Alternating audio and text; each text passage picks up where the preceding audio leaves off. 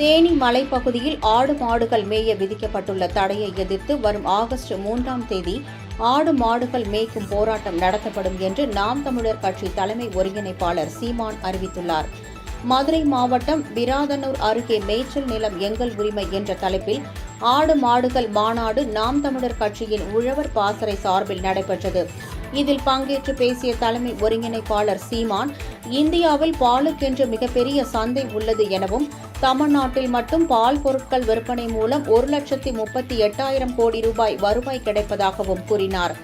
ஆனால் ஆண்டிற்கு ரூபாய் 50,000 கோடி ரூபாய் மட்டுமே வருமானம் தரும் சாராயத்தை விற்று மக்களை சாகடிக்கிறார்கள் என்றும், பால்வளத்துறை கால்நடைத்துறை என்று வைத்துள்ள அரசு மாடுகளே இல்லாமல் பால் கறந்துவிட முடியுமா என்றும் அவர் வினவினார். செருப்பு, தோல்பை ஆகியவற்றிற்கு மாடுகளின் தோல் தேவைப்படுகிறது எனவும், ஆனால் அவை உண்பதற்கு வைக்கோல் உள்ளதா என்றும் அவர் கேள்வி எழுப்பினார்.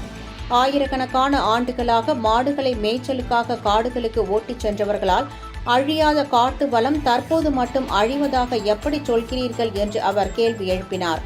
எனவே தேனி மலைப்பகுதியில் ஆடு மாடுகள் மேய விதிக்கப்பட்டுள்ள தடையை எதிர்த்து வரும் ஆகஸ்ட் 3ஆம் தேதி அதே பகுதியில் ஆடு மாடுகள் மேய்க்கும் போராட்டத்தில் ஈடுபடப் போவதாக சீமான் அறிவித்தார்.